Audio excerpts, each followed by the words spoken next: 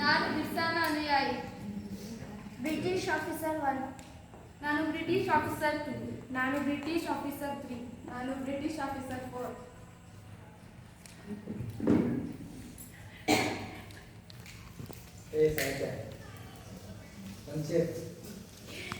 ಬೇಗ ಸ್ವಲ್ಪ 1875 ಮುಂಡಾ ಸಮುದಾಯದ ಒಂದು ಪರಿವಾರದಲ್ಲಿ ಮಗುವಿನ ಜನನವಾಯಿತು.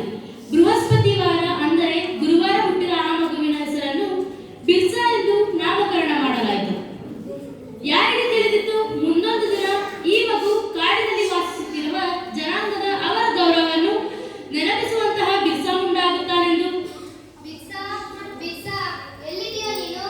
ಅಮ್ಮ, ನಾನು ಇಲ್ಲಿದ್ದೀನಿ. ಮತ್ತೆ ಒಬ್ಬನೇ ಕಾಡಿಗೆ ಹೋಗಿದ್ದೆ. ಎಷ್ಟೊತ್ತೆ ಹೆಂಡತಿಗೂ ಒಬ್ಬನೇ ಕಾಡಿಗೆ ಹೋಗ್ಬೇಡ ಅಂತ ಯಾವ್ದಾದ್ರು ಹುಲಿ ಸಿಂಹಕ್ಕೆ ಎತ್ಕೊಂಡು ಹೋಗ್ಬಿಟ್ರೆ? ಅಮ್ಮ, ನೀ ಚಿಂತೆ ಮಾಡಬೇಡ. ಈ ಕಾಡಿನಲ್ಲಿರೋ ಎಲ್ಲಾ ಪ್ರಾಣಿಗಳು ನನ್ನ ಮಿತ್ರರು, ಸಹಬಂಧುಗಳ ಹಾಗೆ. ನಿನಗಂತೂ ಹೇಳಿ ಹೇಳಿ ಸಾಕಾಗೋಯ್ತು. ಹೀಗೆ ಬೆಳೆಯುತ್ತಾ ಹೋದಂತೆ ಬಿರ್ಸಾ ಓದುವುದರಲ್ಲಿ ತುಂಬಾ ಚುರುಕಾಗಿದ್ದ.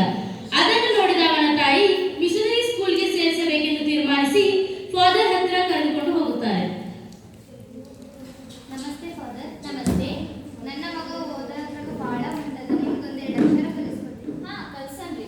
ಆದ್ರೆ ನಾವು ಇಂಗ್ಲಿಷ್ ಎಜುಕೇಶನ್ ಸ್ಕೂಲಲ್ಲಿ ಓದ್ಬೇಕಾದ್ರೆ ಕ್ರಿಶ್ಚಿಯನ್ ಆಗಿರ್ಬೇಕು. ಇಲ್ಲಾಂದ್ರೆ ನಾವು ಕ್ರಿಶ್ಚಿಯನ್ ಆಗಿ ಪರಿವರ್ತನೆ ಮಾಡ್ತೀವಿ. ಏನಾದ್ರೂ ಮಾಡಿದ್ರೆ ನನ್ನ ಮಗಗೆ ಎರಡು ಅಕ್ಷರ ಕಲಿಸ್ಕೊಡ್ರಿ. ನೋಡು ಬಿರ್ಸಾ, ಯೇಸುವನ್ನು ಹೊರತುಪಡಿಸಿ ಬೇರೆ ಯಾವ ದೇವರು ಇಲ್ಲ. ನೀನು ಕ್ರಿಶ್ಚಿಯನ್ ಧರ್ಮವನ್ನು ನಂಬಿದರೆ ಉದ್ಧಾರವಾಗುತ್ತೀಯ, ಇಲ್ಲವೆಂದರೆ ಬೇರೆಯವರ ಹಾಗೆ ಉಳಿದು ಬಿಡ್ತೀಯ. ಹೇಗೆ ಬಿರ್ಸಾ ಬೆಳೆಯುತ್ತಾ ಹೋದನೋ ಅವನಿಗೆ ಆಂಗ್ಲರ ದಬ್ಬಾಳಿಕೆಯ ಪರಿಚಯವಾಗ್ತಾ ಹೋಯಿತು. ಮತ್ತೆ ಆಂಗ್ಲರು ಅವರ ಕಾಡನ್ನು ಕಿತ್ಕೊಳ್ತಿದ್ದಾರೆ ಎಂದು ಮತ್ತೆ ಕ್ರಿಶ್ಚಿಯನ್ ಫಾದರ್ ಕಾಡಿನಲ್ಲಿರುವ ಎಲ್ಲರನ್ನೂ ಕ್ರಿಶ್ಚಿಯನ್ ಆಗಿಸುತ್ತಿದ್ದಾನೆಂದು ತಿಳಿದ ಬಿರ್ಸಾ ಅವನು ಬಿರ್ಸಾ ಮುಂಡಾ ಕ್ರಿಶ್ಚಿಯನ್ ಧರ್ಮವನ್ನು ತ್ಯಜಿಸಲು ಮುಂದಾದ. ನಮಸ್ತೆ ಆಫೀಸರ್. ನಮಸ್ತೆ. ನಿಮ್ಮಿಂದ ನಮಗೊಂದು ಸಹಾಯವಾಗಬೇಕು. ಹೇಳಿ. ಏನೆಂದರೆ ಇಲ್ಲಿರುವ ಎಲ್ಲ ಆದಿವಾಸಿಗಳನ್ನು ನೀವು ಕ್ರಿಶ್ಚಿಯನ್ ಧರ್ಮವನ್ನಾಗಿ ಪರಿವರ್ತನೆಗೊಳಿಸಬೇಕು. ಆಯ್ತು, ನಾವು ನಿಮಗೆ ಹೆಲ್ಪ್ ಮಾಡ್ತೀವಿ. ಧನ್ಯವಾದಗಳು. ಧನ್ಯವಾದ.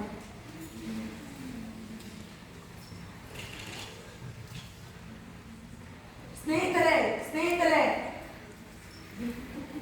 ಸ್ನೇಹಿತರೆ ನನ್ನ ಸಹೋದರರೇ, ಈ ಕಾಡು ನಮ್ಮ ಆದಿವಾಸದಿಂದಲೂ ನಾವು ಇಲ್ಲೇ ವಾಸದಿಂದ ಬಂದಿದ್ದೇವೆ.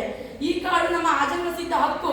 ಯಾವ ಕೆಂಪು ಮುತ್ತಿ ಕುನ್ನಿಗಳು ಬಂದು ಈ ಕಾಡನ್ನು ಕ್ರಿಶ್ಚಿಯನ್ ಭಾಷೆಗೆ ಪರಿವರ್ತಿಸಿ ನೀವು ಕಾಡನ್ನು ಬಿಟ್ಟುಕೊಡಿ ಅಂದರೆ ಬಿಟ್ಟುಕೊಡುವುದುಂಟೆ. ಆ ಕೆಂಪು ಮುತ್ತಿ ಕುನ್ನಿಗಳಿಗೆ ನಾವು ಶರಣಾಗುವುದುಂಟೆ. ಎದ್ದೇಳಿ, ಆತ್ಮ ಪರಿವರ್ತನೆಗಾಗಿ ಹೋರಾಡೋಣ, ಬನ್ನಿ. ಹೀಗೆ ಬಿರ್ಸಾನ ಮಾತನ್ನು ಕೇಳಿದ ಬಿರ್ಸಾನ ಅನುಯಾಯಿಗಳು ಹಳ್ಳಿಗಳಲ್ಲಿ ಅವನ ವಿಚಾರವನ್ನು ಪ್ರಚಾರ ಮಾಡಲಾರಂಭಿಸಿದರು ಮತ್ತು ಅವನು ಹೇಳಿದ್ದರಿಂದ ಆಂಗ್ಲರಿಗೆ ತೆರಿಗೆ ನೀಡುವುದನ್ನು ನಿಲ್ಲಿಸಿದರು.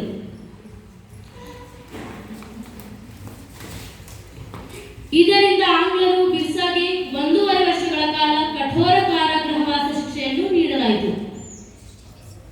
ಬಿಡುಗಡೆಯ ನಂತರವೂ ಅವನ ಕ್ರಾಂತಿ ನಿಲ್ಲಲಿಲ್ಲ. ಎಲ್ಲ ಹಳ್ಳಿಗರು ಒಟ್ಟುಗೂಡಿ ಹೋರಾಡಲಾರಂಭಿಸಿದರು. ಬನ್ನಿ, ನಾವು ಬ್ರಿಟಿಷರ ವಿರುದ್ಧ ಹೋರಾಡೋಣ. ನಮ್ಮ ಕಾಡನ್ನು ನಾವು ಬಿಟ್ಟುಕೊಡುವುದು ಬೇಡ. ಎದ್ದೇಳಿ, ಮೇಲೆ ಹೋರಾಡೋಣ. ಬನ್ನಿ, ಎಲ್ಲ ಗ್ರಾಮಕ್ಕೂ ಹೋಗಿ ನಾವು ಪ್ರಚಾರ ಮಾಡೋಣ. ಕೇಳಿರಿ ಜನರೇ, ಕೇಳಿರಿ. ಯಾರು ಕೂಡ ಕ್ರಿಶ್ಚಿಯನ್ ಜಾತಿಗೆ ಬದಲಾಗಬೇಡಿ. ಯಾಕೆಂದರೆ ಈ ಬ್ರಿಟಿಷರು ಕ್ರಿಶ್ಚಿಯನ್ ಭಾಷೆಯನ್ನು ಬದಲಾಯಿಸಿಕೊಂಡು ನಮ್ಮ ಕಾಡನ್ನು ಅವರ ಪಾಲು ಮಾಡಿಕೊಳ್ಳುತ್ತಿದ್ದಾರೆ. ಯಾರು ಕೂಡ ಈ ಕೆಂಪು ಮೂತಿ ಕುನ್ನಿಗಳಿಗೆ ಶರಣಾಗಬೇಡಿರಿ. ಇದು ಈ ಬಿರ್ಸಾ ಹೇಳುತ್ತಿರುವ ಎಲ್ಲರಿಗೂ ಒಂದು ಇದಾಗಿದೆ. ಬಿರ್ಸಾನನ್ನು ಹಿಡಿದುಕೊಟ್ಟವರಿಗೆ ಒಂದು ಬಹುಮಾನವನ್ನು ನೀಡಲಾಗುವುದು. ಹೀಗೆ ಬ್ರಿಟಿಷರು ಬಿರ್ಸಾನನ್ನು ಹಿಡಿದುಕೊಳ್ಳಲು ಬಹುಮಾನವನ್ನು ನೀಡಲಾಗುವುದೆಂದು ಘೋಷಿಸಿದರೂ ಕೂಡ ಯಾರೂ ಆತನನ್ನು ಹಿಡಿದುಕೊಳ್ಳಲಿಲ್ಲ. ಹಾಗೂ ಅವನ ಅನುಯಾಯಿಗಳು ಬಿರ್ಸಾನಿಗೆ ನೀನು ಬಚ್ಚಿಟ್ಟುಕೊಂಡು ಹೋರಾಟವನ್ನು ಶುರು ಮಾಡಿದರೆ ಮಾತ್ರ ಇದರ ಫಲವನ್ನು ನಾವು ಅನುಭವಿಸಬಹುದೆಂದು ಹೇಳುತ್ತಾರೆ.